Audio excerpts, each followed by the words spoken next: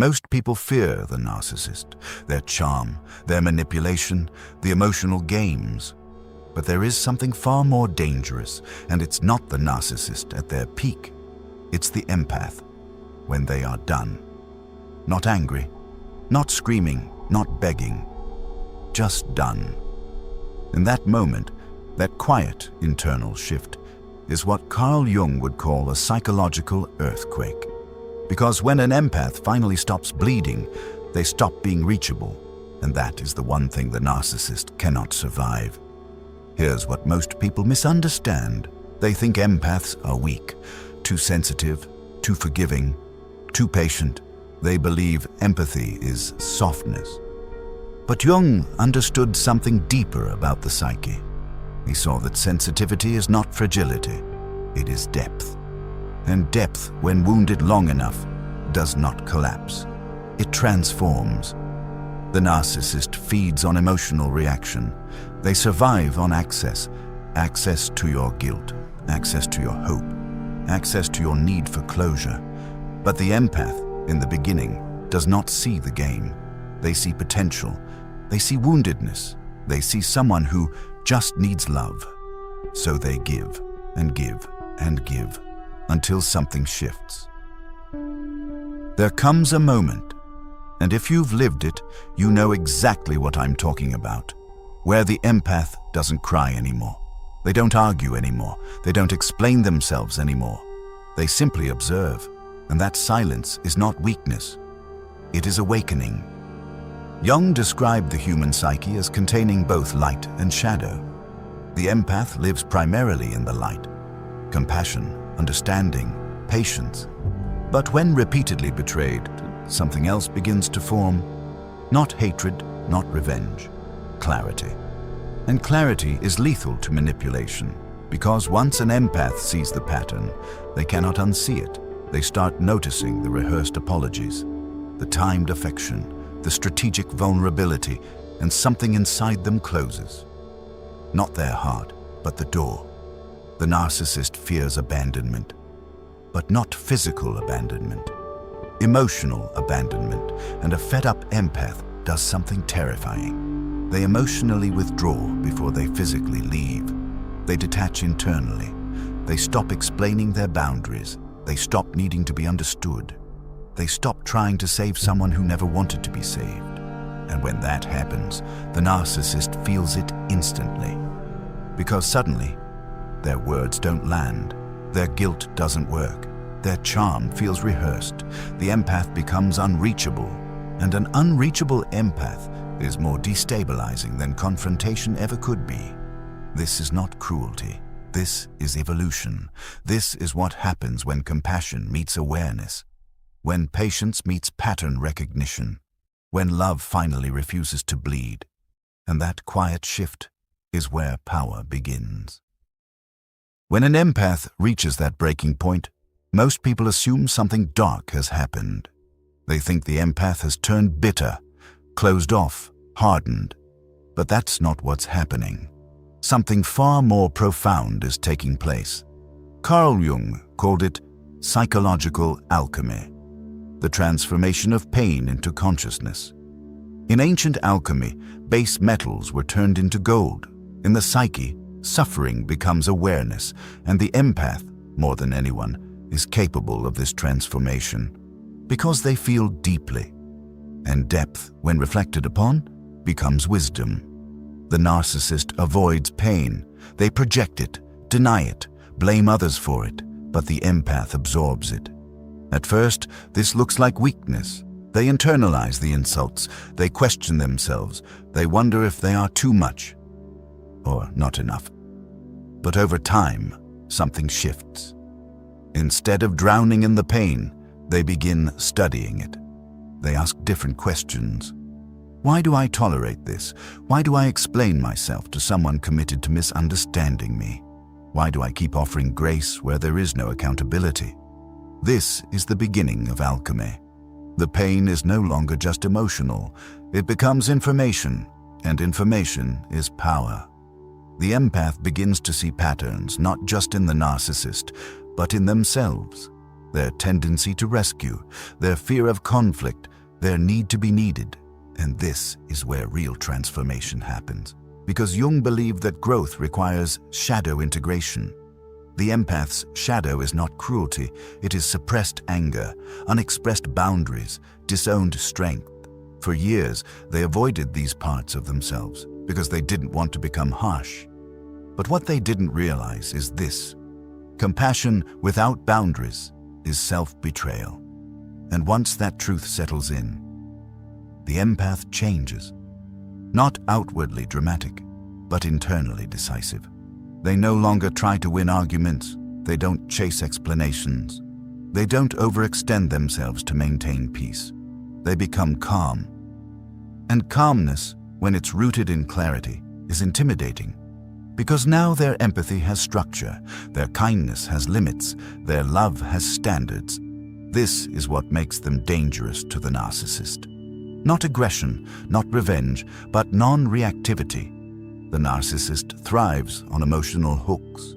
But you cannot hook someone who has processed their pain. You cannot manipulate someone who understands their own shadow. You cannot destabilize someone who has already faced their internal chaos. The empath who has gone through alchemy does not lose their softness. They refine it. They choose where it goes. They choose who deserves access. And most importantly, they choose themselves. That is the transformation. Pain becomes perception, wounds become wisdom, and sensitivity becomes strength. The narcissist senses this shift long before it's spoken. Because the energy changes, the empath no longer leans forward. They stand still. And in that stillness, the balance of power quietly reverses.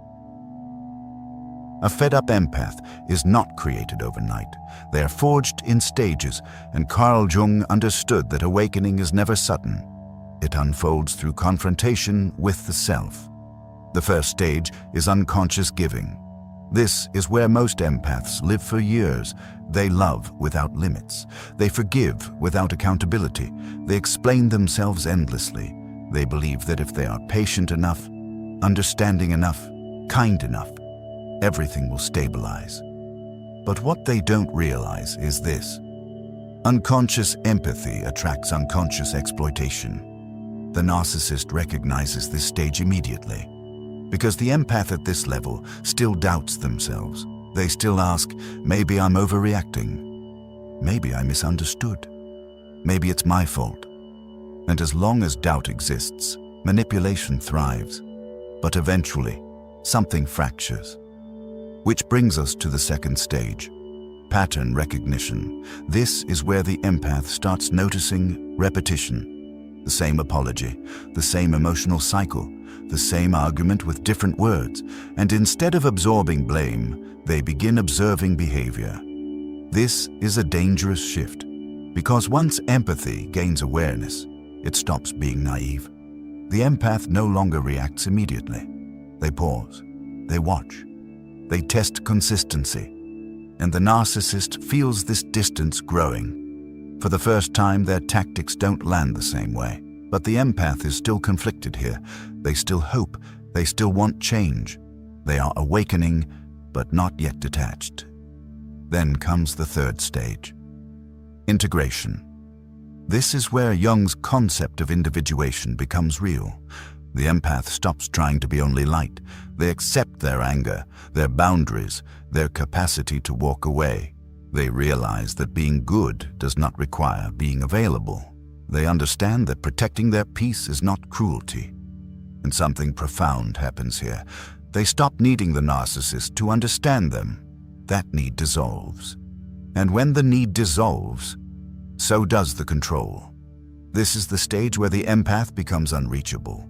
Not because they hate, but because they see clearly. They no longer argue facts with someone committed to distortion. They no longer negotiate respect. They no longer try to heal someone who weaponizes their wounds. Their empathy is still intact, but it is no longer automatic. It is selective, intentional, conscious. And this is what destabilizes the narcissist more than rage ever could. Because rage is engagement. Silence is exit. At this stage, the empath does not threaten, they do not warn, they simply shift their energy elsewhere. And that quiet withdrawal is the loudest message of all. The awakening is complete, and once it is complete, there is no going back. When the empath fully awakens, something subtle but irreversible happens. The emotional dynamic flips. For years, the narcissist controlled the rhythm. They decided when there would be affection, when there would be distance, when there would be chaos. And the empath responded, explained, adjusted, endured. But now, the empath no longer reacts on cue, and that is destabilizing. Because narcissistic control depends on predictability. They know how to handle tears. They know how to handle anger. They even know how to handle confrontation. What they cannot handle is indifference. When the empath stops over-explaining, when they stop chasing resolution, when they stop proving their worth, the narcissist feels the ground shift beneath them. They escalate. More charm, more guilt, more dramatic vulnerability. Sometimes even sudden affection, but it feels different now, because the empath is no longer responding from wound. They are responding from awareness, and awareness cannot be manipulated the same way pain can. This is where many narcissists begin to unravel, not outwardly at first, but internally. They sense the loss of influence. They feel the diminishing access, and for someone whose identity depends on emotional control, that loss is terrifying.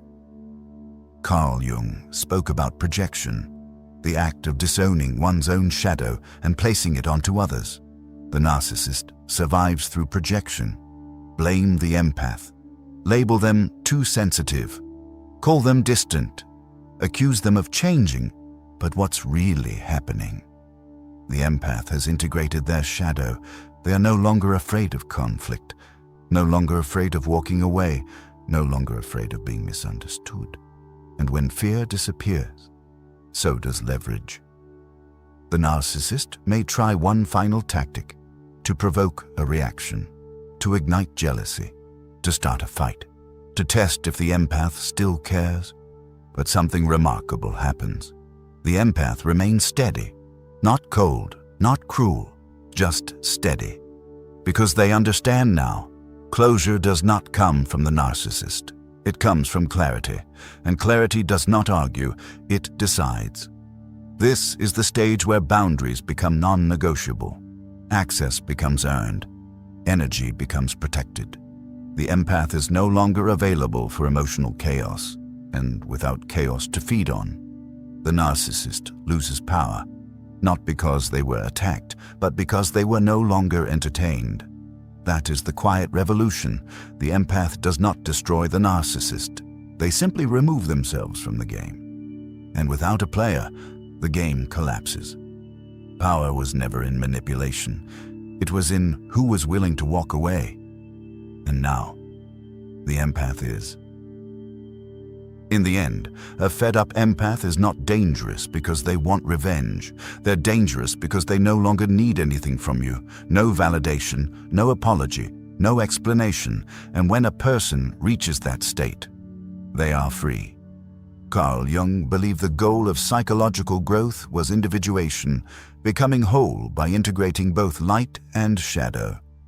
The empath who has awakened is no longer split.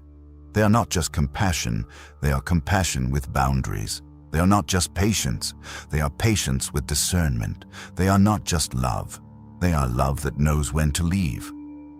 This is what makes them powerful, because wholeness cannot be manipulated. The narcissist depends on fragmentation.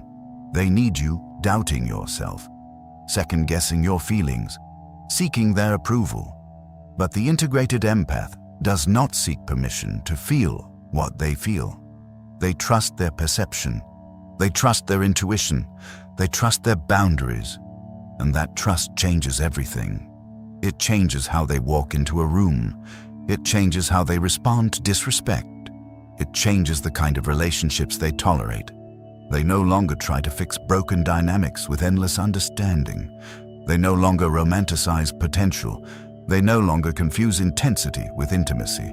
Instead, they choose peace over chaos, reciprocity over one-sided effort, truth over illusion. And the most ironic part, they become softer, not weaker, softer in their confidence, softer in their certainty. Because strength no longer needs to prove itself, a fed-up empath does not announce their departure. They simply withdraw their energy. And when energy leaves, so does control. That is why they are more destabilizing than the narcissist ever was. Not because they overpower, but because they outgrow. And once someone outgrows a dynamic, it cannot be restored to what it was. So if you recognize yourself in this journey, if you felt that quiet shift inside you, the calm, the clarity, the refusal to bleed for someone who would not do the same, then you're not becoming cold, you're becoming whole. And if these kinds of psychological deep dives resonate with you, the kind that don't just explain behavior, but expose the deeper patterns beneath it, consider subscribing. Not for noise, not for hype, but for clarity. Because understanding the psyche isn't about winning against others. It's about understanding yourself deeply enough that no one can play you again. And that kind of awareness changes everything.